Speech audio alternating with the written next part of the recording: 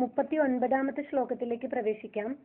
തസ്മിൻ കാലേ നയനസലിലം യോഷിതാം ഖണ്ഡിതാനാം ശാന്തിന്നേയം പ്രണയിഭിരതോ വർദ്മഭാനോസ്ത്യജാശു പ്രാലേയാസ്ത്രം കമലവദനാത് സോപി ഹർത്തും നളിന്യാ പ്രത്യാവൃത്തസ്ത്വയി കരരുധിസ്യാദനൽപാഭ്യസൂയ. ഇത് 39ാമത്തെ ശ്ലോകം. പദച്ഛേദം നോക്കാം.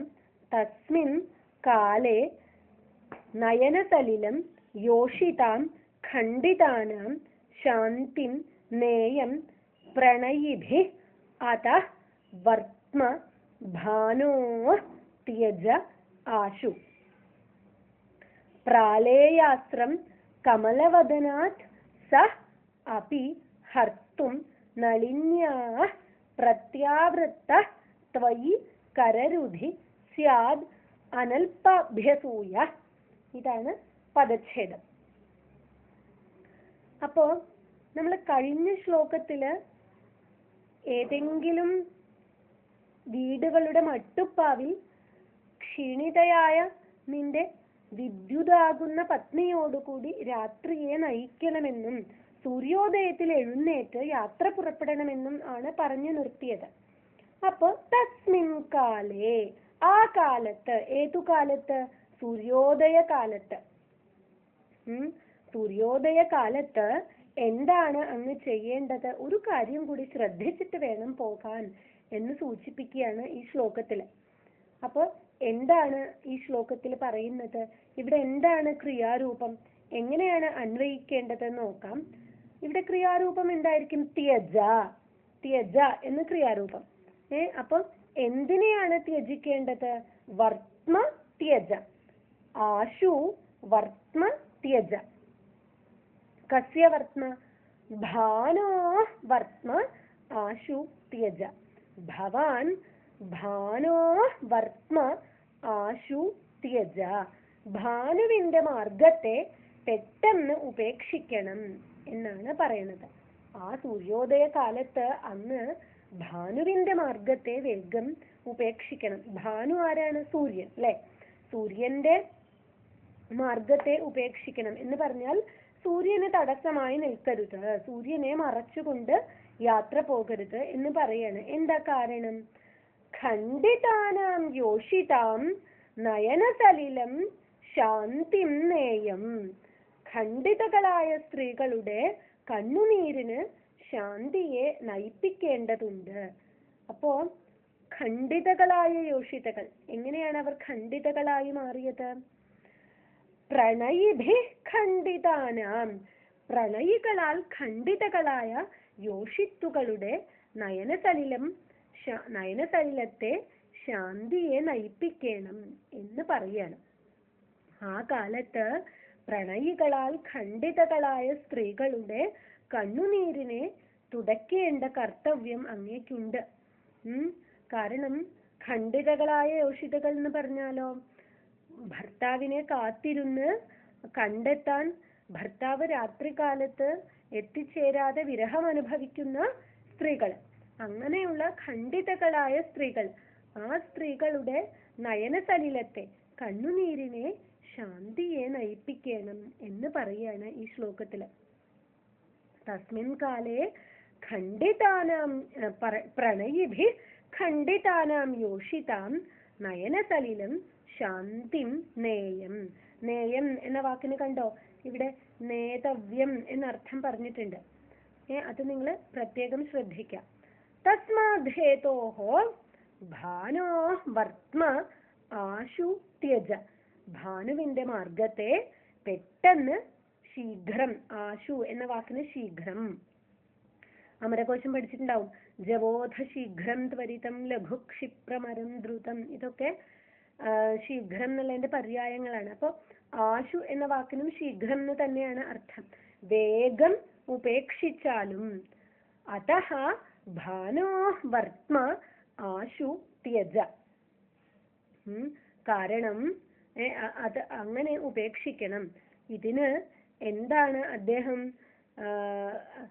ഒരു ഉദാഹരണം പറയുന്നത് അല്ലെങ്കിൽ ഇതിനെ സമർത്ഥിക്കുന്നത്. അതാണ് അടുത്ത വരിയിൽ. പ്രാലേയാസ്ത്രം കമലവദനാത് സോപി ഹർത്തും നളിന്യാ സോപി നളിന്യാ കമലവദനാത് പ്രാലേയാസ്ത്രം ഹർത്തും പ്രത്യാവൃത്തഃ. അദ്ദേഹവും എങ്ങനെ വന്ന ആളാണ് ആ സൂര്യദേവൻ? നളിനിയുടെ കമലവദനത്തിൽ നിന്നും മഞ്ഞുതുള്ളിയാകുന്ന കണ്ണുനീരിനെ അപഹരിക്കാനായിക്കൊണ്ട് എത്തിച്ചേർന്നവനാണ്. അപ്പോ ത്വയി കരരുധി അനൽപഭ്യസൂയഃ സ്യാത് സഹ ത്വയി കരരുധി. അങ്ങ് അദ്ദേഹത്തിന്റെ രശ്മികളെ തടയുമ്പോൾ അനൽപഭ്യസൂയഃ സ്യാത്, അനൽപാഭ്യസൂയനായിട്ട് അല്പമല്ലാത്ത അസൂയയോട് കൂടിയവനായി വന്നു ഭവിക്കും. അതുകൊണ്ട് അങ്ങ് തീർച്ചയായും സൂര്യനെയും തടയരുത്. സൂര്യന്റെ മാർഗത്തെ തടയുമ്പോൾ എന്താണ് സംഭവിക്കുന്നത്? ഖണ്ഡിതകളായ സ്ത്രീകളുടെ കണ്ണുനീര് ശാന്തിയെ നയിക്കപ്പെടാതെ പോകും. മാത്രവുമല്ല, കമലവദനത്തിൽ നിന്നും മഞ്ഞുതുള്ളികളാകുന്ന കണ്ണുനീരിനെ അപഹരിക്കാൻ വേണ്ടി എത്തിച്ചേർന്ന സൂര്യദേവന് അത് സാധിക്കാതെ പോകും. അപ്പോ അങ്ങയിൽ അദ്ദേഹത്തിന് അസൂയ വന്നു ചേരും, അങ്ങയോട് ദേഷ്യം വന്നു ചേരും. അത് ഉണ്ടാക്കരുതേ എന്ന് മേഘത്തോട് മനോഹരമായിട്ട് അഭ്യർത്ഥിക്കുകയാണ് ഇദ്ദേഹം ചെയ്യുന്നത്. അവിടെയും സ്ത്രീകളുടെ മനസ്സിന്റെ കാമാസക്തിയെ, സ്ത്രീകളുടെ മനസ്സിനോടുള്ള ആ ഒരു മസൃണമായ സ്നേഹത്തെ പ്രകടിപ്പിക്കുകയാണ് ഈ ശ്ലോകത്തിലൂടെ. സ്ത്രീകളോട് എങ്ങനെ വേണം പെരുമാറാൻ എന്നതിന്റെ ഒരു മധുരോദാരമായ ഉദാഹരണമാണ് ഇതിലൂടെ കാണിക്കുന്നത്. ഇത്ര മനോഹരമായിട്ട് പ്രകൃതിയെയും സ്ത്രീ ചിത്തത്തെയും പുരുഷ മനസ്സിന്റെ ചാപല്യത്തെയും ഇണക്കിക്കൊണ്ട് വേറെ എവിടെയും ആരും തന്നെ അവതരിപ്പിച്ചിട്ടുണ്ടാവില്ല എന്ന് നമുക്ക് തോന്നുമാറ് മനോഹരമായിട്ടുള്ള ഒരു ശ്ലോകമാണ് ഇതിലൂടെ കാളിദാസൻ നമുക്ക് കാണിച്ചു തരുന്നത്. എത്ര രസകരമായിട്ടാണ് മേഘത്തിനോട് അഭ്യർത്ഥിക്കുന്നത് നോക്കൂ. തസ്മിൻ കാലേ പ്രണയിഭി ഖണ്ഡിതാനാം യോഷിതാം നയനസലിലം ശാന്തിമേയം അതഃ ആശു ഭാനോ വർത്മ ത്യജ എന്ന് അവരുടെ ആ ഒരു മനസ്സിലേക്ക് ഇറങ്ങി ചെന്നുകൊണ്ട് സാധാരണ സംഭവിക്കുന്ന വിഷയങ്ങളെ ഒരു കവിതാ മാധുരിയുടെ വചസ്സോടുകൂടി അവതരിപ്പിച്ചിരിക്കുകയാണ് കാളിദാസൻ ഇവിടെ. അപ്പോ ഒരു സൈക്കോളജിക്കൽ ആയിട്ടുള്ള അപ്രോച്ചും കൂടെ ഇതിൽ വന്നു ചേർന്നിട്ടുണ്ട് എന്ന് നമുക്ക് സൂചിപ്പിക്കാൻ സാധിക്കും. അതോടൊപ്പം തന്നെ നളിന്യാ കമലവദനാത് സഹ അപി പ്രാലേയാസ്ത്രം ഹർത്തും പ്രത്യാവൃത്തഃ. നളിനിയുടെ കമലവദനത്തിൽ നിന്നും പ്രാലേയാസ്ത്രത്തെ ഹരിക്കാനായിക്കൊണ്ട് എത്തിച്ചേർന്ന സൂര്യദേവനാണ്. ആ സൂര്യദേവന്റെ രശ്മികളെ അങ്ങ് തടുത്താൽ അത് തീർച്ചയായും അദ്ദേഹത്തിന് പൊറുക്കാൻ കഴിയില്ല. അങ്ങയോടുള്ള ഈർഷ്യ കൂടുകയേ ഉള്ളൂ.